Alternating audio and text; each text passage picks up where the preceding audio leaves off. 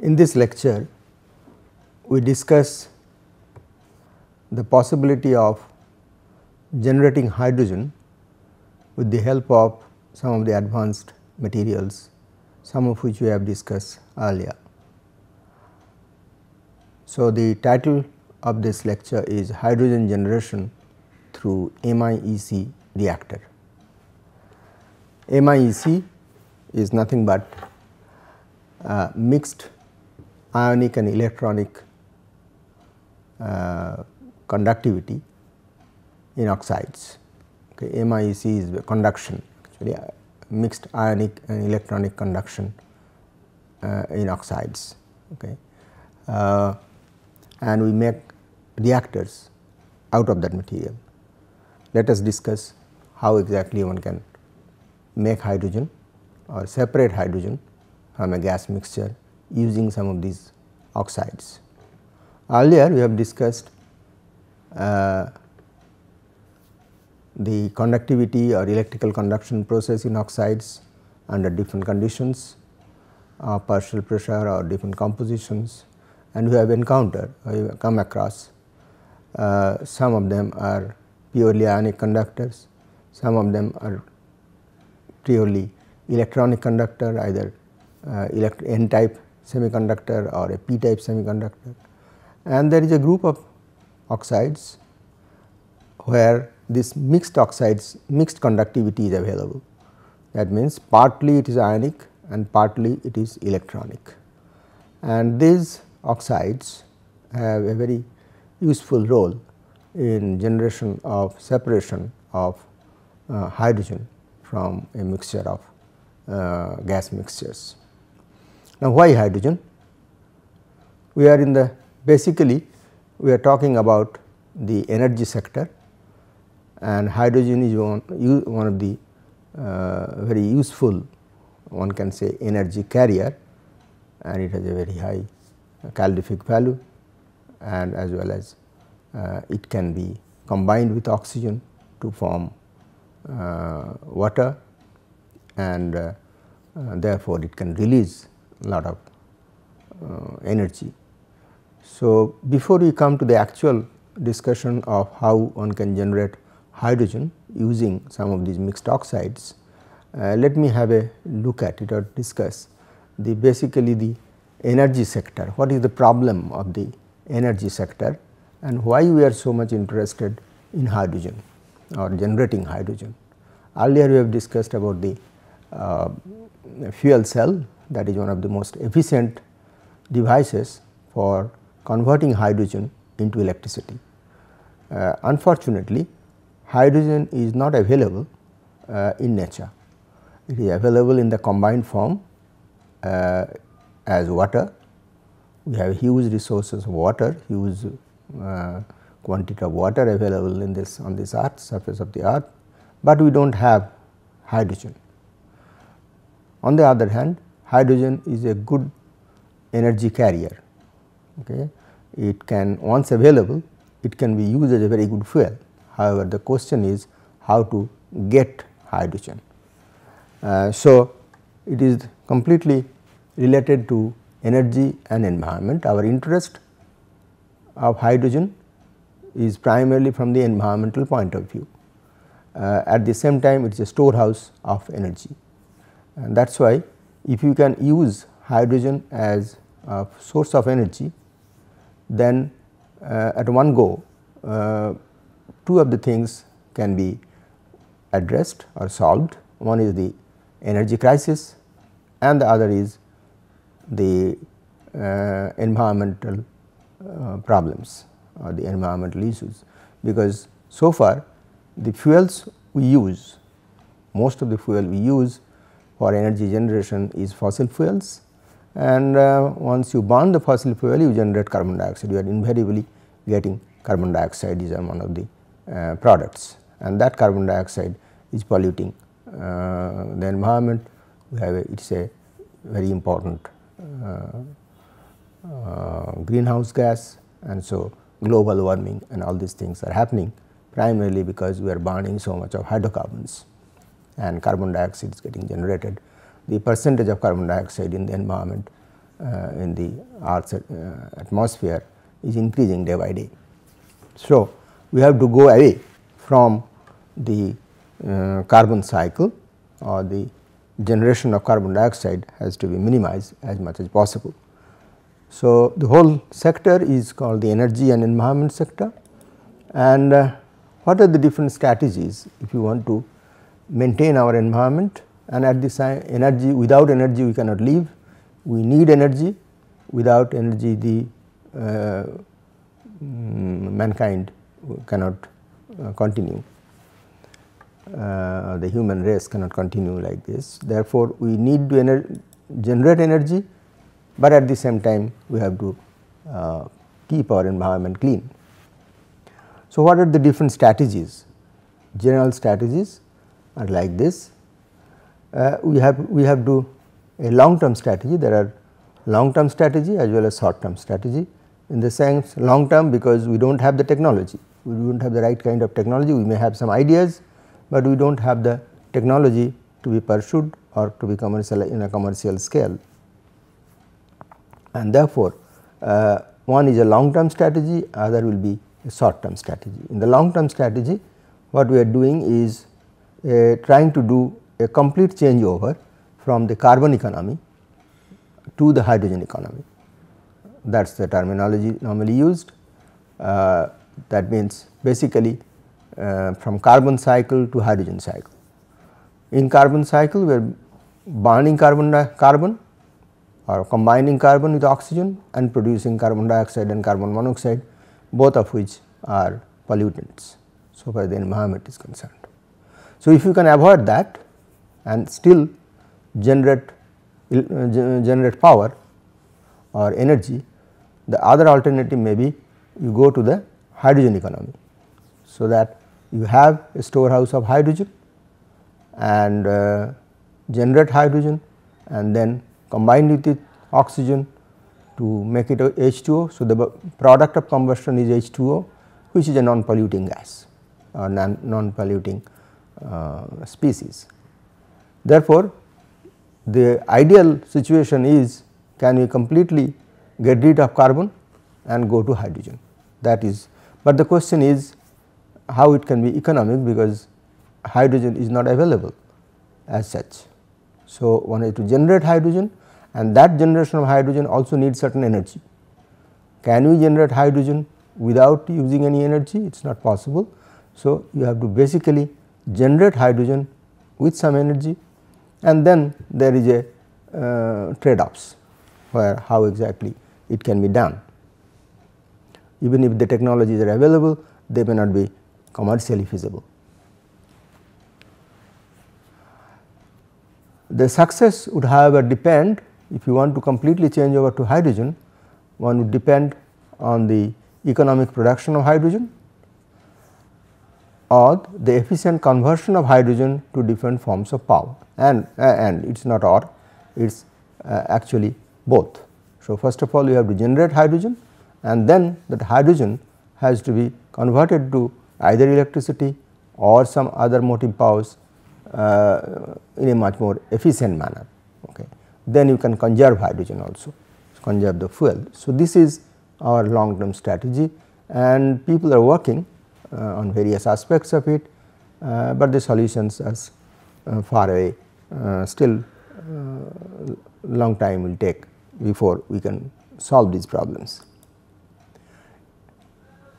Or of course, the other alternative which is already on, that is full dependence on renewable energy like solar energy, wind energy, wave energy and so on. Okay. So, we go to the renewable energy, and where you do not have to burn anything, you are not producing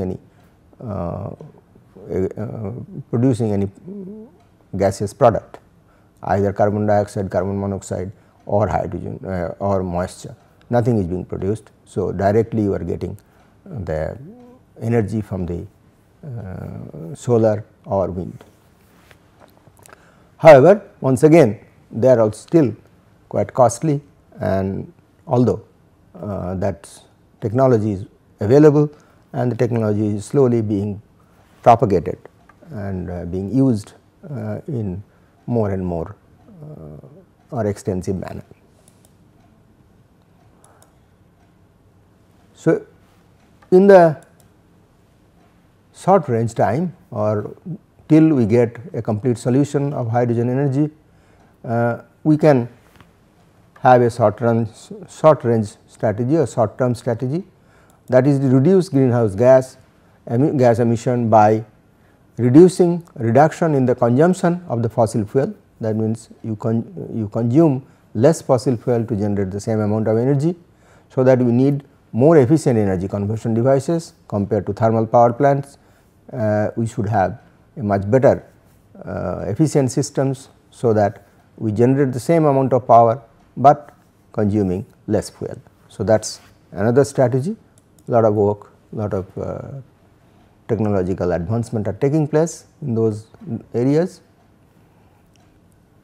Or the use of fossil fuel to generate syngas, synthetic gas, which is basically a mixture of hydrogen, carbon monoxide and carbon dioxide, followed by an efficient separation of hydrogen and sequestration of carbon dioxide.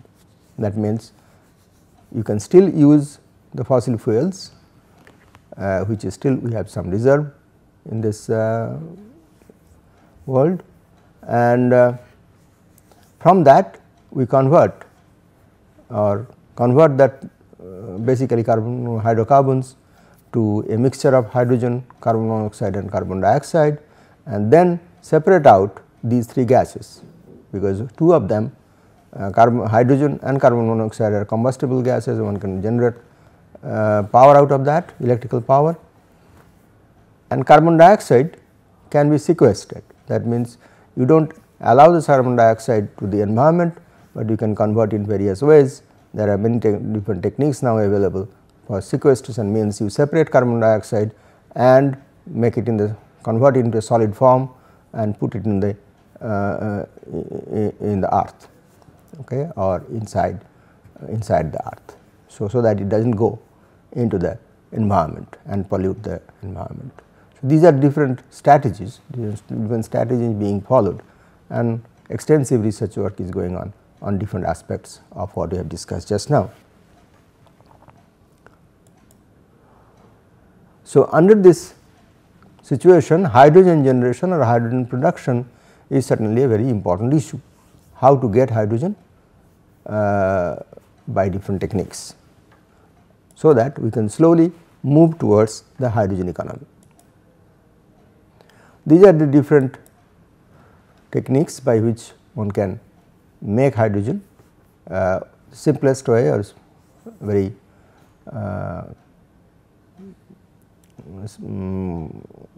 one can think of, it is a very simple way to think that water can be electrolyzed.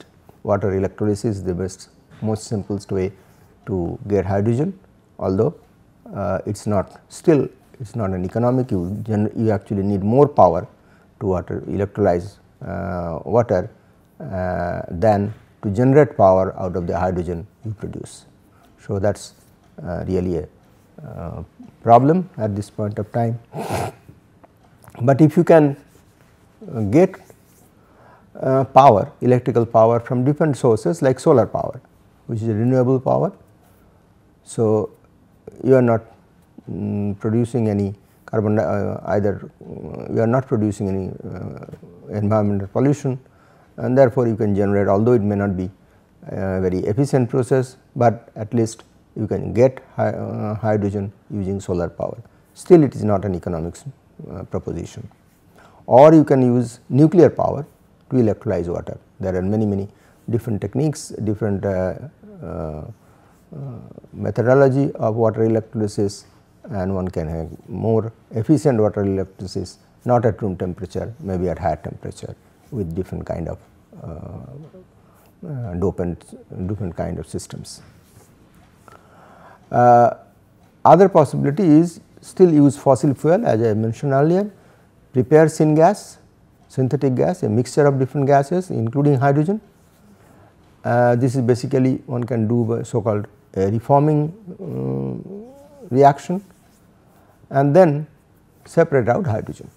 So, our interest is in the last one. If we have a syngas, generate syngas and then separate out hydrogen, and there some of the advanced ceramic oxides can be of help to us. So, the topic now will be the production and separation of hydrogen from hydrocarbon using a membrane reactor. Okay. Membrane reactor made of oxides. Basically, membrane is nothing but a semi-permeable barrier through which a selective species can move through and others are retained on the other side. Okay. So, that is the basic definition of membrane. So, it is called sometimes called the semi-permeable membranes, but the membrane structures may be different. Okay. The simplest way to imagine a membrane as having some porous structure. So, there may be pores of different sizes. So, depending on the size of the species, some of the species can go through and the others can be retained, just like a filter paper, okay, but at a much finer scale. So, this is basically a membrane or semi-permeable membrane. So, one can think of some porous membranes with controlled pore size, with redesigned pore size, but what we will be discussing today is not the porous membranes, basically a non-porous membranes. So, but even then one can drive some of the species through this dense structure, as we have done in case of fuel cell. Fuel cell is again the electrolyte is basically a dense membrane through which an oxygen can pass through, but no other gas can pass through. So, if you have an oxygen ion conductor, as in case of a zirconium yttria stabilized zirconia, then oxygen can pass through the material. So, it is a kind of membrane through which only oxygen, particular species like oxygen can pass through, no other gas or no other species can pass through. So, it is also a membrane of that, and but it is a dense membrane, it is not a porous membrane. So, it is not a molecular diffusion, it is not a molecular diffusion, it is a ionic transport. So, a membrane having ionic transport property is basically a dense membrane. So, we will be discussing that and how such membranes can be used for the generation of hydrogen.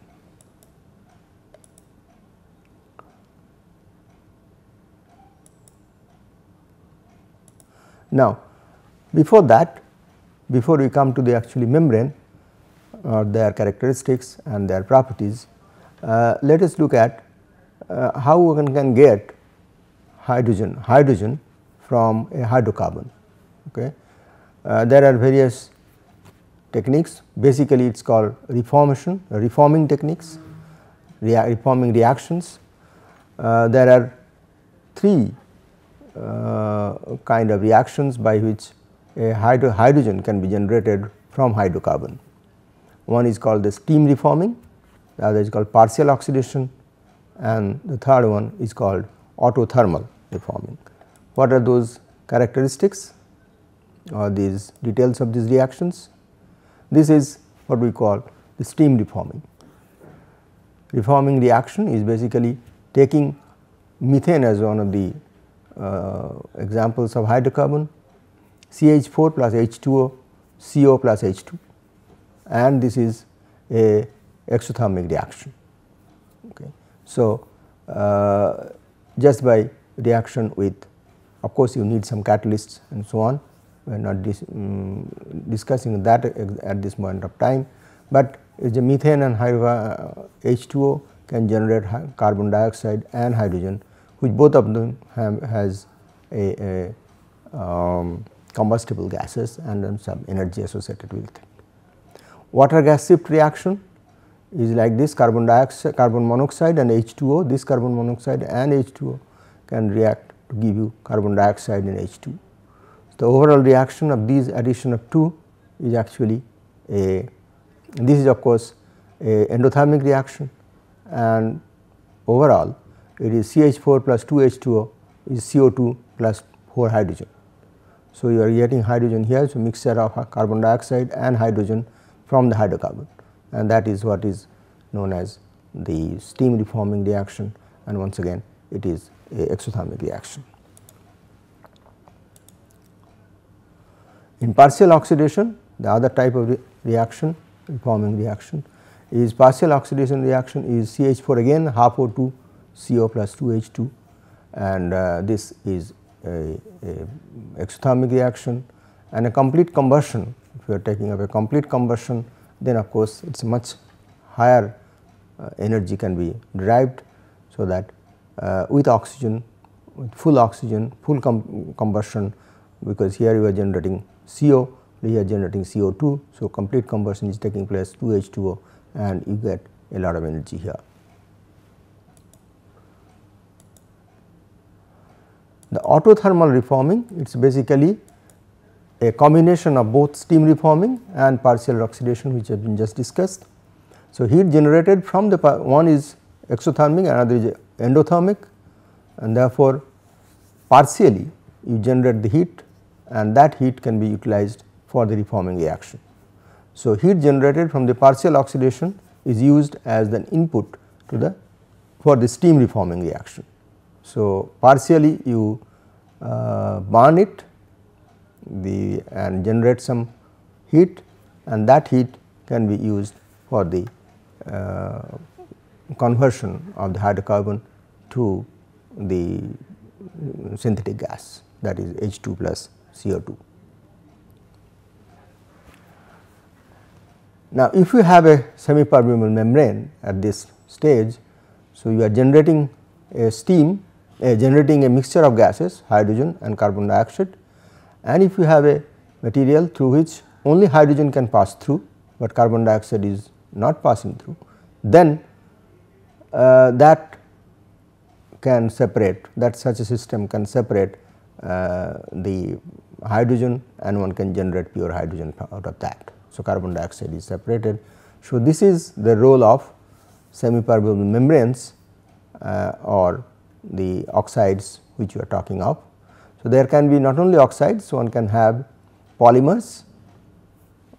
These are this can also be used at a relatively low temperature, ceramics, inorganic membranes, that we will be discussing in a few minutes, and then we can also have cermets like a ceramic and metal composites. So, that can also be used for this purpose. Advantages of membrane reactors over conventional, well, these are reactors, this is a relatively new concept of using a reaction chamber and a separation chamber simultaneously. So, that is what the advantage is, that reduction in operation cost, higher conversion of hydrocarbons achieved, and simultaneous production and separation of the hydrogen. So, normally under the current situation what happens is you reform the reaction gas and then take it to another chamber and try to find out try to use either a membrane separation or different other separation techniques to separate the gases. So, the reaction chamber is different and the separation chamber is different, but if you can make a ceramic membrane either dense membrane or a porous membrane, but we are talking here about dense membrane. So, those dense membrane can form the reaction chamber itself, because this reaction takes higher temperature. So, the ceramics can be used as the reaction chamber, and the same ceramics, if it is a semi-permeable membrane, the property is there in that ceramics, that can also be used as a separation chamber. So, what ultimately at the end of the process you will get a pure hydrogen after the reaction and separation is complete within the same chamber. So, these are the advantages when you get compared to the normal tubular reactors which has been standardized over the decades for the reforming reactions.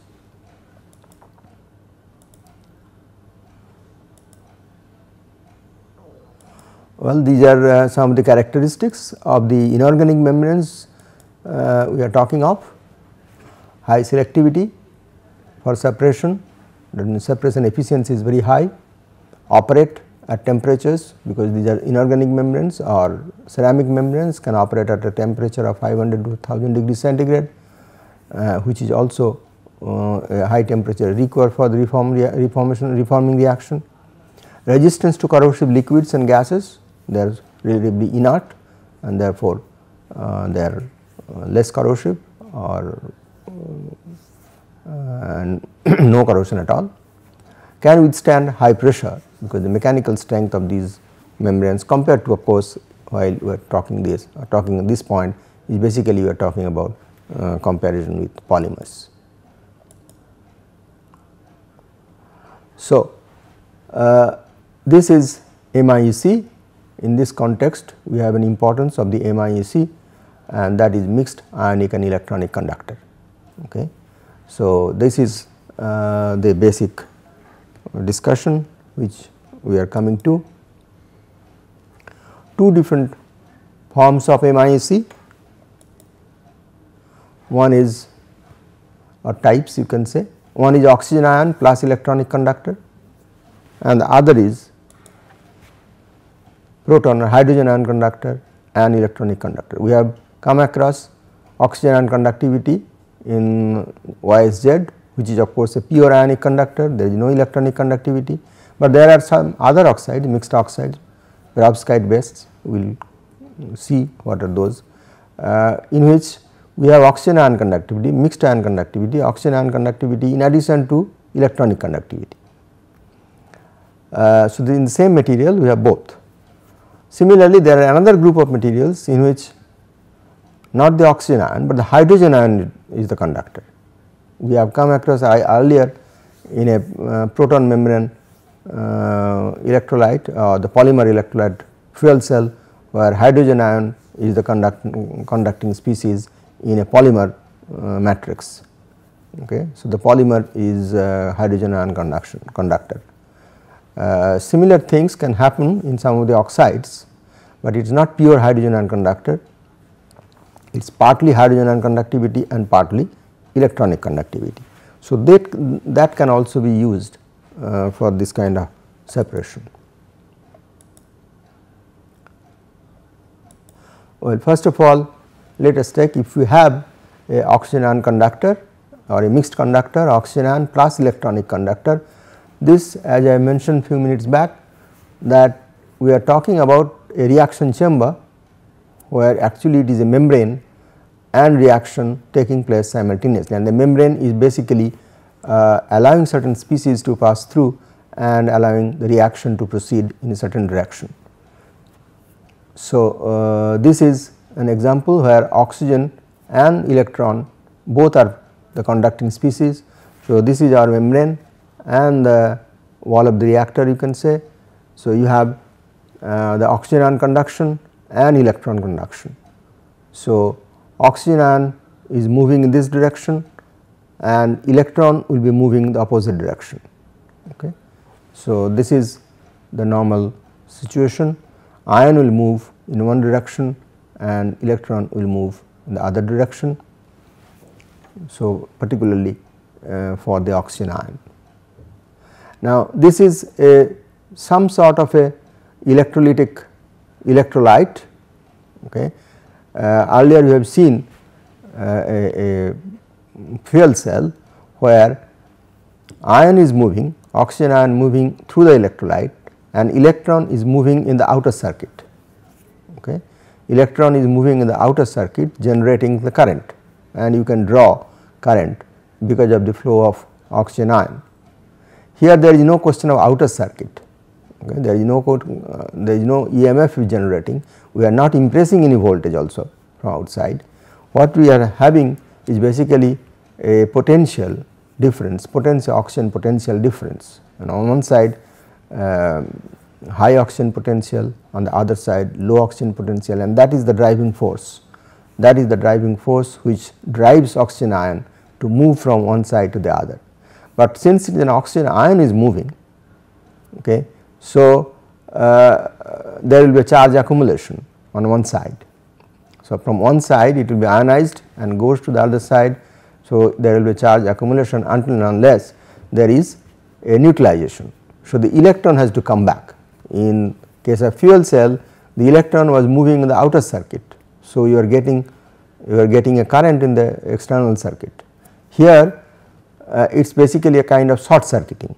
The electron is moving within the material itself. So, this negative charge in the form of sitting over oxygen ion, this electronic charge is moving in this direction, but a corresponding electronic charge has to also move in the form of electrons. So, this is in the form of ions and this is in the form of electrons, and that is how the circuit is completed. Okay. So, there is no EMF generated, there is no impressed EMF from outside. So, on its own the charge is getting transported through the material, and the driving force is basically oxygen potential, higher oxygen potential on the other side and lower oxygen potential on the higher oxygen potential on one side and the lower oxygen potential on the other side. Now, one can imagine what kind of reforming hydrocarbons can take place. Once again, taking an example of CH4 as the hydrocarbon. On this side hydrocarbon is flowing, and once it comes in contact with this at a relatively high temperature, there will be some catalyst may be required for its ionization and so on. So, CH4 will be reacting with the oxygen ion which is coming from the other side. This oxygen ion will come and react with this and forming carbon monoxide and hydrogen. So, it is basically a dissociation of this in the or a oxidation of this actually, not the oxidation of CH4 and forming CO plus H2 and releasing 2 electrons. Now, these electrons will be transported back to this system. Okay. This system, this will come to this and then combine with this, and on the other hand this side the reaction will be oxygen which is coming from air. So, oxygen is flowing and oxygen is getting consumed by this reaction. These electrons which is coming from the other side is ionizing this gas and becoming an oxygen ion.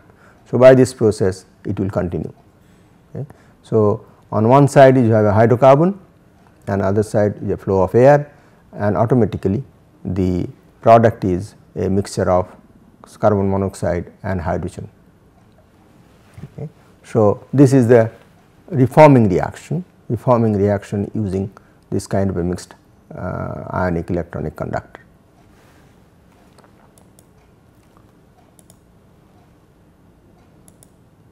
One can also get similar situations. Okay. This is a separation, this is a separation, not the reforming reaction. In the reforming reaction we have already got the carbon monoxide and hydrogen, and in this reactor we are getting separating them. We have a feed which is carbon dioxide, carbon monoxide and hydrogen, and then this material is hydrogen ion conductor and together with the electronic conductivity. So, you have a hydrogen ion conductivity as well as electronic, unlike the previous one which is oxygen ion conductivity and electronic conductivity. Here the material is hydrogen ion conductor together with electronic conductor, and if so both of them will move in the same direction because one is positive another is negative. So, both of them will move in the same direction. Here carbon monoxide hydrogen will be separated out or be ionized with H plus and 2 electron, and this hydrogen will move through this. Okay. So, here this electron hydrogen this will be 2, this will be positive, this will be 2H, not 2 minus, but it will be 2H plus. 2H plus and 2 electron will make hydrogen. Okay. So, let me change that and let me correct that.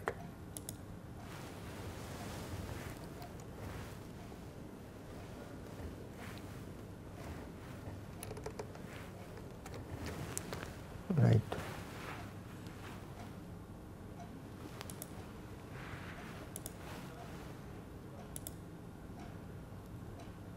Okay. So, 2H plus 2 electron, that will make H2. Okay. So, this hydrogen actually be available on the other side and carbon monoxide will go through. Okay. So, it can be, we have taken carbon monoxide here, but it can be a mixture of carbon dioxide and hydrogen as well. Okay. So, to maintain the similarity, we have kept this carbon monoxide and hydrogen, the syngas, but it can have carbon dioxide and hydrogen. So, carbon dioxide will come here and hydrogen will go on the other side. So, you can get hydrogen on the other side after the reforming reaction of the hydrocarbon. So, by the process of two things, this can be done in the same chamber also, and if you have a reform gas, you can separate it from this using a MIEC membrane, the dense, so called dense membrane.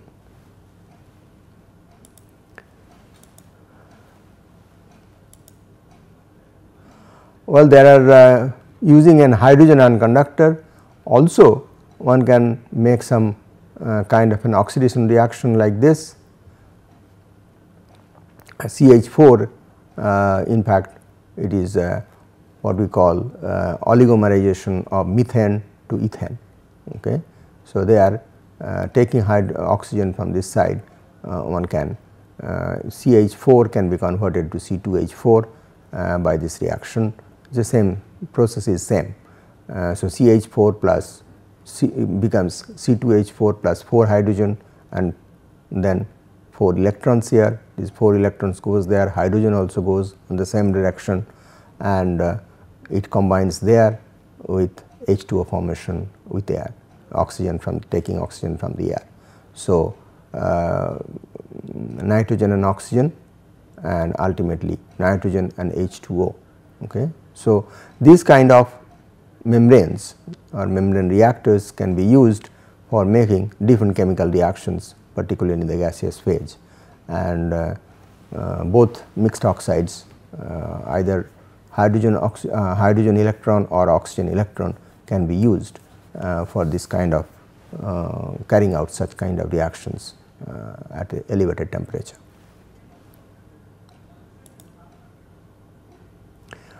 The actual materials, we have seen that some of them are oxygen ion conductor together with electron conductor, and others are hydrogen ion conductors together with electronic conductor. The materials, actual materials which have been found or have been shown such properties, the materials of current interest is this one. There may be few others, but this is one of them, important one out of them. It is lanthanum, strontium, iron, cobalt ferrite actually. Okay. So, this is actually a LSCF, one can say. Lanthanum, strontium is again a perovskite structure, basically a distorted kind of perovskite structure, and you have this compound. Okay. So, this is what they call the oxygen for oxygen separation, oxygen ion plus electronic conductivity. Some of the new materials are also being researched on, that is lanthanum, strontium, gallium ferrite. Instead of cobalt, use gallium, or even CO2 lanthanum chromite. Lanthanum chromite you have come across as an interconnect material, and a CO2 a mixture is basically a composite of CO2 and lanthanum chromite, that can also be used for these purposes. The advantages of this kind of material: high selectivity of oxygen under very low pressure, 10 to the minus 3 bar. Basically it is the partial pressure of oxygen which is the driving force, either the partial pressure of oxygen or partial pressure of hydrogen, that is the basic driving force to make the reaction happen in one direction, operates under very high partial pressure gradient. So, even under very high partial pressure gradient, they do not change their structure, so they do not change their properties also. High yield of oxygen collection. So, one can have you can separate oxygen by this process. Materials for the hydrogen separation is like this, is strontium cerate, once again a perovskite compound having proton conductivity. What is called the hydrogen separation is basically a proton conductor, hydrogen ion conductor, that was oxygen ion conductor. Barium jarconate is another compound, and few of the other relatively new materials which have been researched on is lanthanum niobate, strontium titanate and strontium titanium oxide. This is also another form of strontium titanate of a different molecular ratio. Advantages again the similar things, stable at carbon dioxide atmosphere and high proton conductivity. Okay. So, some of the oxides, as you can see, do also have proton conductivity, and not only oxygen ion conductivity, one can have hydrogen ion conductivity in such materials.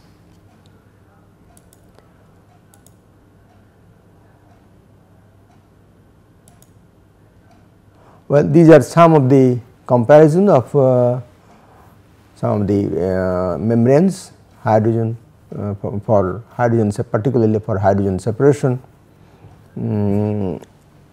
We have dense polymer membrane where there is a proton conductivity. So, we have seen like Nafion, these are operated at a lower temperature. However, the selectivity, hydrogen ion selectivity is relatively low, and these are polymer materials, basically polymer materials, dense polymers. Microporous ceramics, these are well, there are we will discuss separately what are the microporous ceramics and what are the porous membranes, inorganic membranes or ceramic membranes. They have, in addition to the gas separation, they have many other applications. We will have different lectures, separate lectures on them. So, microporous ceramics is another group. Then dense metallic material, palladium and its alloys, this is also dense material, and these can be used for hydrogen separation. Maybe we will discuss separately. Not they are not mixed ion conductors, but some of these palladium and its alloys actually can absorb lot of hydrogen, and that is how they can separate hydrogen from a mixture of hydrogen and carbon dioxide or carbon monoxide or synthetic gases. So, this is a useful material, but the mechanism of separation is a little different, okay. And you can see the selectivity is very high, more than 1000. So, the ratio is more than 1000, how much is retained and how much goes to the other side. And porous carbon can also be used, but the selectivity is again very low, but it can be used at a very high temperature. What we have discussed so far is actually the proton conducting ceramics, and you can see compared to others the selectivity or the separation efficiency is extremely high. Once again, it is comparable to the dense metallic membranes of palladium. As you can see, palladium is quite costly material. Compared to that, these are quite cheaper material, and one can have more or less a comparable selectivity in this kind of membranes, and they can also operate at a fairly high temperature. So, these are some of the comparisons of membranes, particularly for hydrogen separation.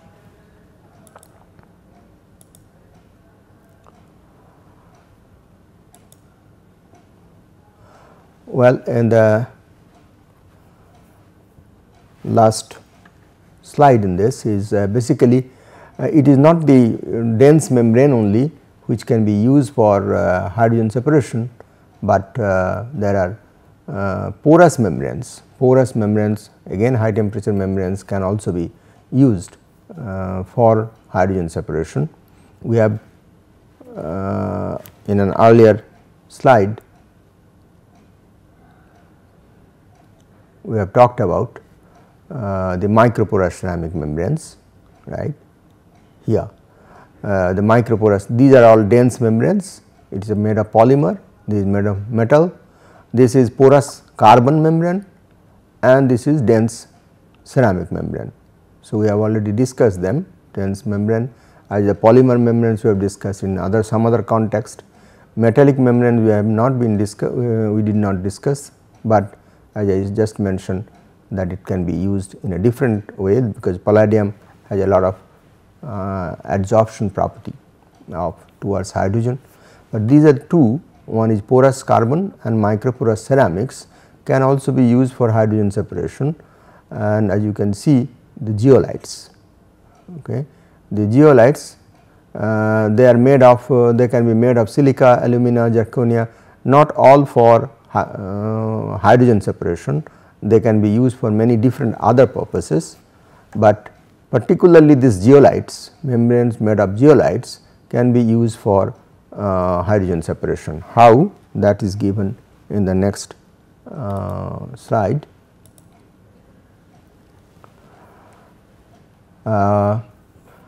Because it controls the pore size, the molecular sieves and the pore size of molecular sieves and the kinetic diameter of the gas molecules, that is what is compared here. These are the pore size dimensions in the in units of angstroms.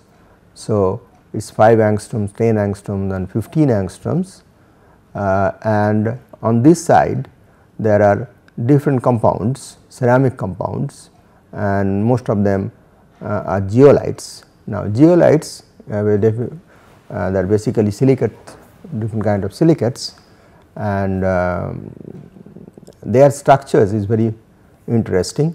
Most of the zeolites has some kind of a molecular passage or a molecular hole through which some of these oxides, some of these species can pass through. So, these are not the pores are not made out of the agglomeration of the powders. Okay. As we know, ceramics are porous materials because they are basically prepared from fine powders, and when these fine powders gets consolidated, you have always some pores generated. Okay. So, these are basically physical pores. Now, zeolites also has some pores, but in a different structure, a different scale. They are crystallographic pores. In the atoms of these zeolites or the ions in the zeolites in such a manner or arranged in such a manner, there are crystallographic passages, crystallographic tunnels. So, these tunnels are good enough, in fact, it is through and through tunnels, and so these are generated not because of the agglomeration of the powders or consolidation of the powders, but because of the crystallographic arrangement of the atoms. Okay. So, the atoms are arranged in such a way, there are some crystallographic tunnels, and these tunnel sizes differ depending on the particular composition. So, these are different kind of compositions and different kind of structures where the tunnel size are different, and it starts from, as you can see here, about 2.5 angstrom, and one can go up to 10 angstroms. So, for example, aluminum phosphate has about a very high more than very close to 10 angstrom size. Zeolite X, these are some standard compositions which have been categorized or been named as zeolite X, ZSN 5, zeolite A and sodalite. All of them are zeolites of different compositions and different slightly different structures, and therefore, they have different pore sizes or crystallographic pore sizes or tunnel sizes, and on this other side, on the right hand side, you have the kinetic diameter of some of the gaseous molecules. Okay. You have water molecule is here, then you have H2, CO2, methane, propane, isobutane and SF6, benzene and so on. So, depending on the particular composition of these or the particular molecules, they have different kinetic diameter of the molecules. So, they also vary to some extent. So, if you have a particular for example, sodalite, okay, sodalite, the tunnel size, the crystallographic tunnel size is somewhere here in between hydrogen and carbon dioxide, just very closely precisely below the carbon dioxide and just above the H2O. So, if you can make synthesize zeolite like sodalite, then you can actually retain hydrogen, sorry, you can pass through hydrogen because this diameter is more than that of hydrogen. So, you can pass through hydrogen and retain carbon dioxide. So, that is also one of the principles by which using the pore size, very definite pore size of from the crystallographic structures, one can separate hydrogen from carbon dioxide. So, such membranes are also being developed and it has been tried out in different research labs throughout the world, that membranes of this kind, the molecular based on molecular sieves. Of course, zeolites have been used as a molecular sieve for a long time for adsorption of different gases and catalysis, catalyst carriers and so on. So, zeolites have been in use, have been synthesized, many of the different kind of zeolites have been used in context of the catalysts. Okay. So, that is the reason they have been given different kind of names, okay, depending on their particular characteristics. So, what we are interested here is to find out a pore size of a particular zeolite whose pore size is slightly larger than hydrogen and smaller than CO2, or so if one can use them just by a molecular diffusion, not by an ionic diffusion. Earlier what we have discussed is the ionic diffusion, here we are talking about the molecular diffusion. By that process one can actually separate out hydrogen and carbon dioxide. So, this is another technique by using porous membranes. So, we have discussed both the dense membranes where you have mixed ionic and electronic conductivity, and there are porous membranes. By controlling the crystal structure you can maintain a particular pore size, a very definite pore size which is in between hydrogen and carbon dioxide, one can separate them out. So, first of all you have to have, so basically what we are talking about is first of all try to get a mixture of gases, the hydrogen and carbon dioxide from hydrocarbons, the available hydrocarbons, and then separate hydrogen and carbon dioxide. So, carbon dioxide of course should not be released to the atmosphere so that it does not increase the pollution, but hydrogen can be used for as a fuel to generate electricity or other forms of energy. So, this is the basic philosophy on which some of the advanced ceramic materials are also being used in the area of energy technology. So, to conclude, we have earlier discussed the fuel cell in the domain of energy technology, where hydrogen is one of the basic fuels, but then since hydrogen is not available naturally, we have to generate hydrogen by some means, and one of the ways is to is a source of your hydrocarbon which can be reformed to prepare a synthetic gas and then generate hydrogen. And other of course is to use renewable energy and electrolyze water. So, those are most of these processes are still not commercially being tried out, but experimentally the technology is getting developed. So, that is all so far as the energy technology and the application of advanced materials, advanced ceramics in the sector of in the energy sector is concerned. Thank you for your attention.